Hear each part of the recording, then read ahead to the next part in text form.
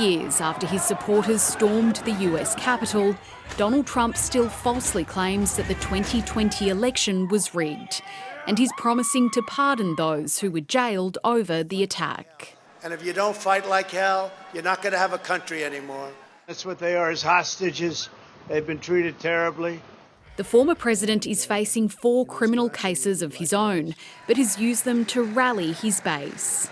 I am your warrior, I am your justice, and for those who have been wronged and betrayed, I am your retribution, I am your retribution.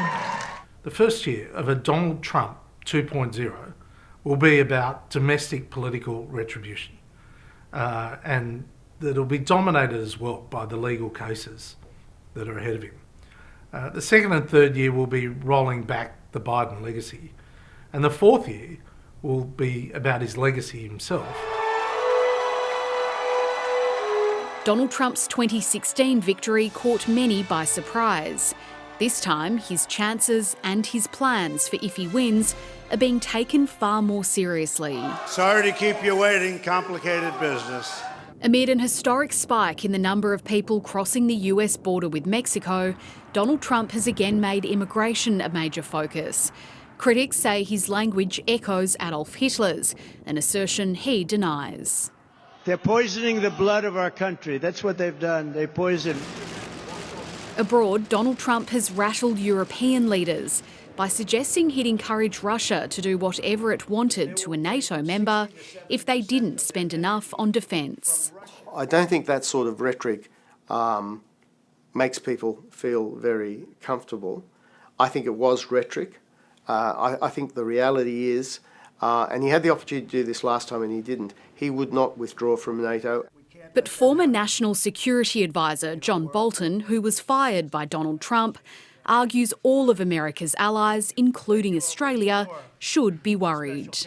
I'm not at all sure that Mr. Art of the deal would think AUKUS is such a good idea.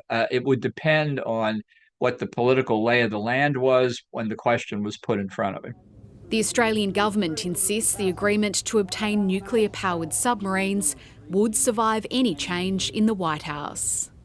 Donald Trump remains deeply divisive, but his opponent, Joe Biden, is also really unpopular because of issues like his age and his handling of the war in Gaza. He argues his predecessor threatens American democracy, but polls suggest that message isn't resonating the way he'd like. He says, you're not going to be a dictator, are you? I said, no, other than day one.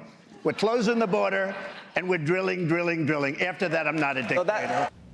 I don't think anybody likes to hear an American leader say they'd be a dictator for any amount of time. But I don't think that in terms of a radical restructuring of American government, trying to give himself another term, I don't think those things are going to happen. American voters will make up their minds in November. Jade McMillan, ABC News, Washington.